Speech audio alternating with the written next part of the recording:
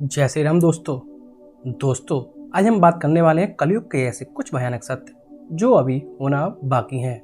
दोस्तों, कलयुग में विभिन्न अपराधों की शुरुआत हो चुकी है, लेकिन इस श्रापित युग में कुछ ऐसे भी भयानक सत्य हैं जो अभी होना बाकी हैं।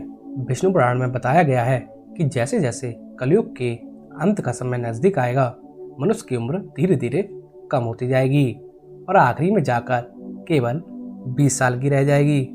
वहीं लोग के बाल अल्प आयु में ही सफेद होने लगेंगे। वहीं श्रीमद् भागवत में और भविष्य पुराणों में बताया गया है कि जब घोर कलयुग आएगा तब इस युग में पापियों की गिनती बढ़ जाएगी।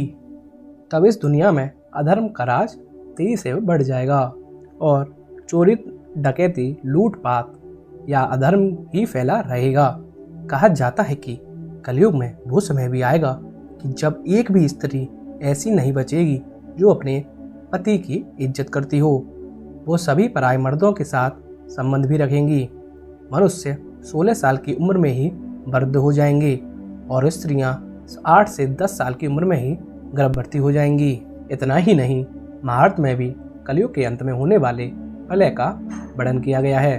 महाभारत के अनुसार जैसे जैसे घोर कलयुग आता जाएगा, वैसे वैसे धर्म, सत्य, पवित्रता, क्षमा, दया, आयु, बल और याद करने की शक्ति में कमी आ जाएगी। प्रलय यहीं पर ही नहीं रुकेगी।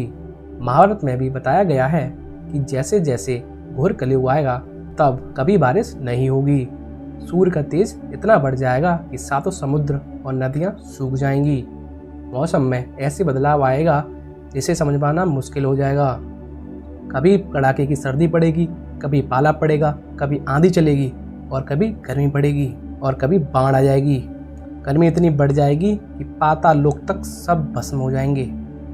वहीं लोग दूर के तालाब को तीर्थ मानने लगेंगे, तो वहीं गंगा माता को तीर्थ की श्रेणी में नहीं गिनेंगे। पुराणों की माने तो चालाक और लोभी व्यक्ति को विद्वान माना जाएगा, लेकिन ऐसे लोगों को लोग धर्मात्मा भी कहेंगे और उनके ही पद चिन्हों पर चलेंगे। और दोस्तों, समय इतना बदल जाएगा कि शास्त्रों और वेदों का पालन कोई नहीं करेगा। सभी धर्म गुरु अपने फायदे के लिए लोगों का इस्तेमाल करेंगे। वो सभी ज्ञान की चर्चा तो करेंगे, लेकिन उनके आचरण राक्षसी होंगे। दोस्तों, कलयुग के अंत के समीप जमीन से अन्न उगना बंद हो जाएगा। वहीं लोग पूजा पाठ करना और धार्मिक कार्य करना बंद कर देंगे और सभी मनुष्य की तुलना पापियों से की जाएगी। वहीं भविष्य पुराण के अनुसार ब्रह्मा जी ने नारद जी से कहा था, हे नारद, भयंकर कलयुग के आने पर मनुष्य का आचरण दुष्ट हो जाएगा और योगी भी दुष्ट चित्त वाले होंगे। संसार में परस्पर विरोध फैल जाएगा और विशेषकर राजाओं में चरित्रहीनता बढ़ जाएगी। देश देश और गांवों में कष्ट बढ़ जाएंगे और देवता होने की अवस्था भी नष्ट हो जाएगी और उनका आशीर्वाद भी नहीं रहेगा, जिसका मतलब है कि मनुष्य की बुद्धि भ्रष्ट हो जाएगी। उसके अच्छे कुल की पहचान केवल उसके धन के आधार पर की जाएगी। वहीं धन के लोभी व्यक्ति धन के लिए अपने रिश्तेदार तथा दोस्तों का भी खून करने में बिल्कुल हिचकिचाएंगे नहीं। इस भयानक युग में जिसके पास भी धन नहीं होगा उसको अधर्मी और किसी काम का नहीं माना जाएगा। वहीं जिसके पास जितना पैसा होगा वो उतना मुंह से घूर होगा। दोस्तों, देखा जाए तो आजकल ये सब सत्य हो रहा है। लोग धन के लिए अपने ही रिश्तेदार, परिवार वालों का खून बहा रहे हैं। ऐसा कहा गया है, जब धरती पाप के भार से दब जाएगी तब भगवान विष्णु कल की का अवतार लेंगे और दुष्टों का विनाश करके धर्म की पुनः स्थापना करेंगे। और जब पापी अधर्मी मर जाएंगे तब नए युग का आरंभ होगा, जिसे सतयुग कहेंगे। तब कलयुग के असर को खत्म करने के लिए लगातार इस धरती पर 12 सालों तक बारिश होगी, जिससे पूरी धरती जलमग्न हो जाएगी। तब एक साथ 12 सूर्य उदय होंगे। तब जलमग्न हुई धरती का जल सोख लेंगे। तब जाकर इस धरती पर जीवन यापन संभव होगा।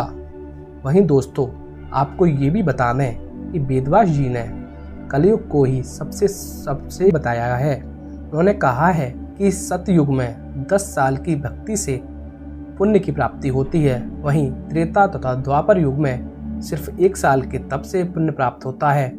लेकिन कलयुग में इतना पुण्य केवल एक दिन के तप से प्राप्त किया जा सकता है। इस तरह व्रत तथा तप के माध्यम से पुण्य प्राप्त करने के लिए कलयुग सबसे श्रेष्ठ है। दोस्तों, सच्ची भक्ति से मनुष्य ईश्वर के करीब जा सकता है। दोस्तों, आज की वीडियो के लिए इतना ही। वीडियो अच्छी लगी हो तो लाइक करें, कमेंट करें, शेयर करें और चैनल पर नए हो तो चैनल को सब्सक्राइब करना बिल्कुल ना भूलें।